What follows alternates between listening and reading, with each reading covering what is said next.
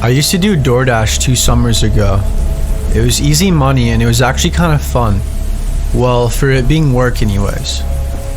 My girlfriend and I would drive around for hours just listening to music and delivering food. Most days I could profit around $120 easily in less than 6 hours, which was better than the minimum wage job I had prior, working at a gas station for like $9.45 an hour. This night that I'm talking about though, I was alone. It seemed like DoorDash was always busiest in my area at nighttime, so usually I would start at about 4 or 5 p.m. and dash until 11 o'clock or later sometimes, just depending on my mood and what I had going on that night. I live in a small town, so usually I didn't have to wait too long for the food in the drive-thru, as there wouldn't have been anywhere near the amount of cars that you would see in a bigger city. I'm serious, like, I don't think we have more than 6,000 people here. That's how small my city is. I think this one in particular was a McDonald's order, and those were my favorite, just because I could usually get in and out quicker than most of the other places, like KFC and Taco Bell for example. The drive was much further than usual though, just over 12 miles I had to drive, but the order said it was over $10, so I accepted it. On my way there, as I got closer, when I started to realize that the house was in the middle of nowhere, off of some back roads, I got a bit nervous. It was kind of by my mom's house though, just a few miles further south. I actually knew the area quite well, but I didn't recognize the house very much. It looked like it would have been a very nice house at one point in time. It was a 2-story house, very large in size, but it looked really creepy. It sort of looked abandoned, and it looked like it hadn't been maintained very much at all as of recent. It was on the corner of 2 different streets, Birch and Hollow Road, I think. The house had no light coming from it whatsoever, and there was no street lights at all either. It was very dark and extremely eerie. I got a little bit nervous to be honest, so before I stepped out of my car, I got my anxiety together and took a couple of deep breaths. Yes, it was that scary. The house looked like it could be haunted or something. And now I know what you're thinking, but please just try to listen. If you have never been through a paranormal experience, you might think I sound insane. But those of you that have witnessed things, like things we are not supposed to see, I know you would know what I'm talking about. Talking about that feeling you get when there is some unknown type of negative energy around, and you can feel the anxiety and dread in your chest. And that's to say the least. I couldn't exaggerate enough to some of you to understand, but it was definitely the most uncomfortable feeling I've ever felt in my life. As I made my way up to the house, I forgot that it said hand to customer. But then I remembered, so I had to knock on the door and wait for the customer to answer so I could hand their food to them. So I knocked, and then I waited, for probably 30 seconds or so. And right as I was about to knock again, there was an extremely loud screaming sound out of nowhere. It was absolutely ear-piercing. I just about jumped so high it moved me backwards, and I almost fell down the cement steps. And that's when I ran straight to my car, and I dropped the food in a panic. I was parked all the way at the end of their long driveway, on the side of the road, so it took me a bit to finally make it to my car. The screaming continued the whole way to my car. There is no way any human would be capable of screaming like that. I mean, it was wretched and vile and just absolutely demonic. I literally started having a panic attack, and I was shaking so bad that it took me several times to put my key in the ignition to start my car. I couldn't get out of there fast enough. The screaming abruptly stopped just before I got the car to turn on. As I was taking off, I made one last look at the house, and right there in the front window was a tall, skinny, black shadowy figure with huge white wide open eyes. I'm telling you right now that it definitely wasn't a human. It wasn't a costume either. It was some sort of spirit. You might think I sound insane or paranoid or whatever, and you can think whatever you want, but I know what I saw, and I'm a perfectly healthy guy, mentally and physically. I can assure you it was real and not some hallucination. I didn't tell anyone about what happened though, for obvious reasons. I'm well aware that my friends and family would think I'm absolutely psychotic, and would probably try to send me to the ward. Anyways, the next day on my way home to my mom's house for dinner, I took a slight detour so I could pass by that house, because the curiosity was killing me. I knew it was a bad idea, but I couldn't control the urge. Plus, it was daytime, so I convinced myself I would be much safer. The food that I dropped off the night prior was still on the ground, scattered all over the place. It was right where I left it, so someone or something was definitely trying to lure me there. Who the hell just wastes money on DoorDash as a prank, you know? I'm pretty sure no one. I just know in my heart that there was a lot more to that situation that I will never know about. And honestly, it might be better that it stays that way.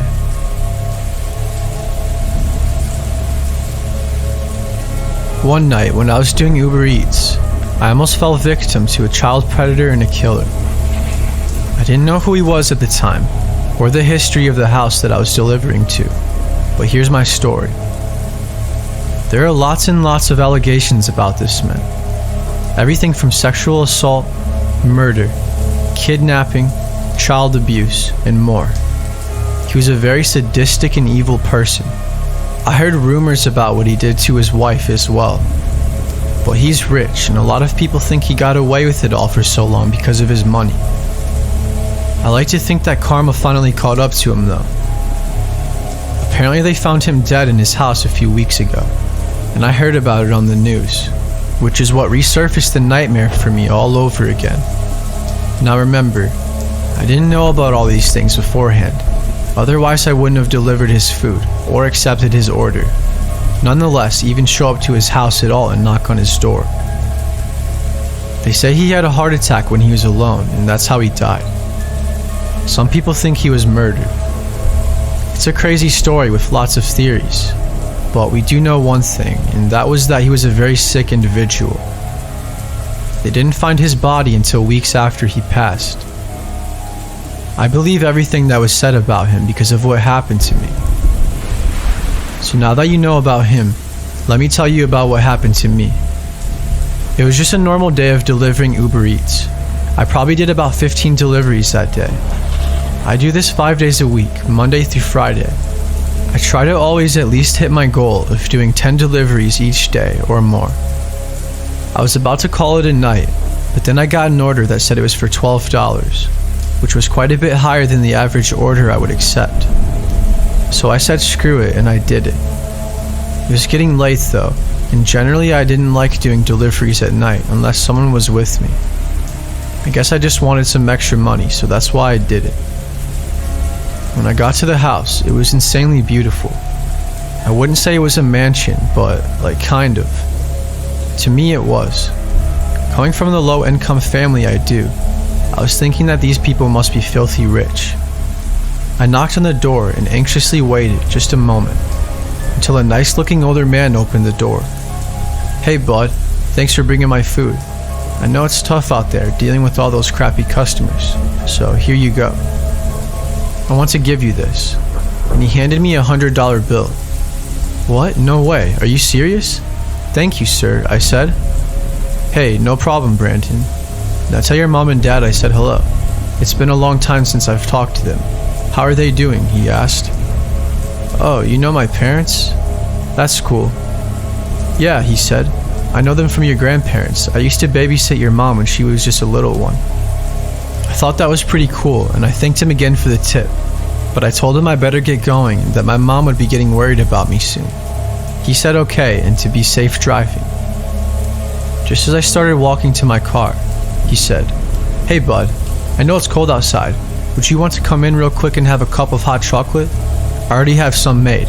It'd only take a few minutes. I thought that was a bit weird, but he knew my mom, and he even knew my full name. And he seemed like a really nice, wholesome man. And it was really cold. And I also did have a really long day, and hot chocolate sounded pretty nice.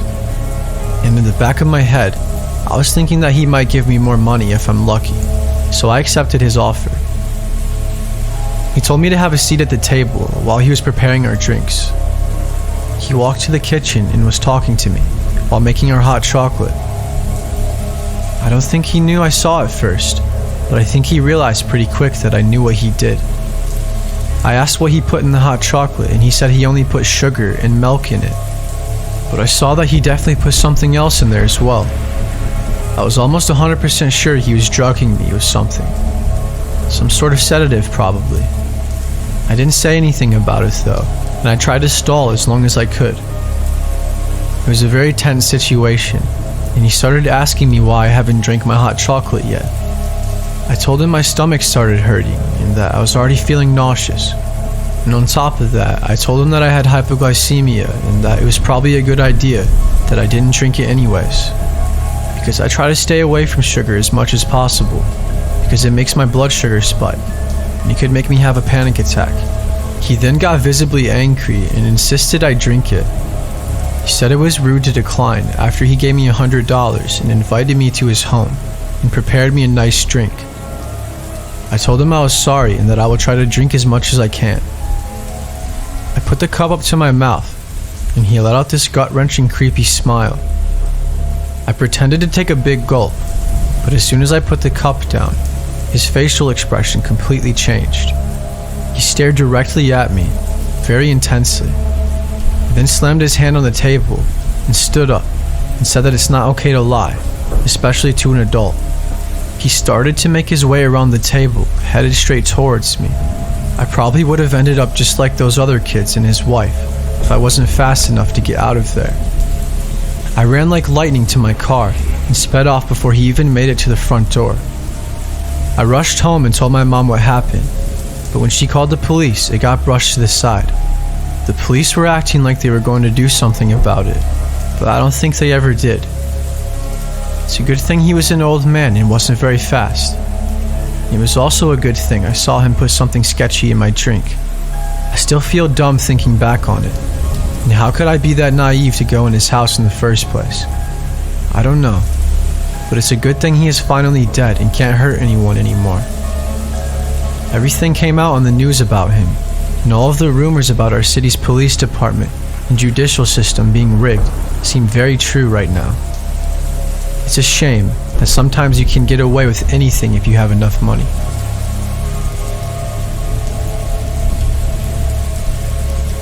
I DoorDash sometimes for extra money on the side, because I have been struggling with my bills. It's not the best money, but it's better than nothing. And I can work when I want, so that's mainly why I do it, rather than getting a second job. I live in Flint, Michigan. It's a very rough city, and that's just saying it nicely. If you have been to Flint or heard of it, you probably know what I'm talking about. It's one of the most dangerous cities in America. Per capita, I'm pretty sure it has made the top 5 most dangerous cities in the US a couple of different years. I've had some close calls and some pretty sketchy encounters while DoorDashing here, but this was by far the worst one. I almost always get a bit nervous before doing a delivery. I try my best to only DoorDash during the day, as it is much safer, because most of the violent crimes here happen at night. I've heard horror stories of DoorDash drivers, Grubhub drivers, pizza delivery drivers, but I never thought anything like it would happen to me. You always hear about those stories, but you don't know how horrific it is until it happens to you.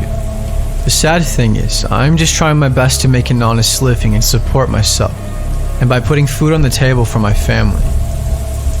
The north side of Flint is definitely the most dangerous part of the whole city, and that's where this took place. Martin Luther King Avenue. Notorious for drugs, prostitution, violence, gangs, you name it.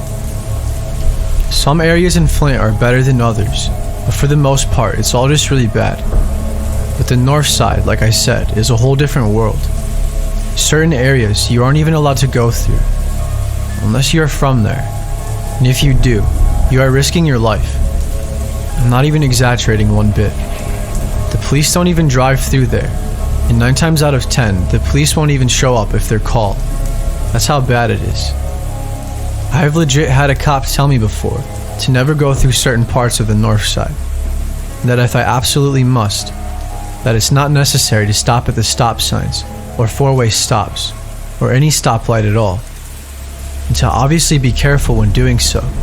But I was told to not even come to a complete stop unless I absolutely have to. It's such a desolated area sometimes that you don't even have to worry about traffic as much. But the thing is, there are gangs out there who will try and rob you or hurt you. Sex trafficking is huge out there as well. I've had lots of messed up things happen to me here in Flint, and I've seen numerous counts of horrible things. As I was pulling up to the house to drop the food off, it looked like the house was abandoned. I was very careful though, because there are squatters everywhere in Flint that live in those abandoned homes. The house right next to it though, it had like 4 or 5 cars in the driveway, and some more cars parked on the side of the road on the curb. The house had loud music playing, and in the front yard there were 2 pit bulls chained up. I tried to not think about what was going on over there and just do my job. Even though it made me a little anxious, it's always best to keep your head down and to not bother anyone in these types of areas especially. I went around the back to see if there was anyone, and when I turned around there were 3 guys walking towards me. "Hey, are you DoorDash?" "I just need my food, man," he said. One of them grabbed it from me, and I started walking towards my car quickly. I kinda sped off around them because I was having a really bad feeling. After taking only a couple of steps past them, one of them hit me directly on the back of the head, and then a couple more punches went flying to my face and my head from all directions. I tried to turn around to defend myself, but as I turned, one of them knocked me out cold. I don't know how long I was out for, or what they did to me while I was out, but they took my phone, all of my money, my debit cards, my watch, and they even took my shoes. I woke up shortly after in a haze, and I was really confused. I slowly started to piece together what happened to me. Luckily they didn't take my car though, but my keys weren't in my pocket either, so I was panicking trying to find them. I found them after a few minutes of searching. They were in the road by the curb that was next to me. I ran to my car and drove off. As I was leaving, I noticed they still had some sort of party going on over there, and I thought that was so bizarre. To them it was like nothing even happened at all. I'm sure they weren't worried about getting in trouble or anything either. They just took advantage of me like a bunch of bullies. I'm lucky they didn't hurt me worse though. While it was happening, I wasn't sure if I was going to make it out alive. I'm sure glad I lived to tell this story though, and I can say that it was truly a lesson learned.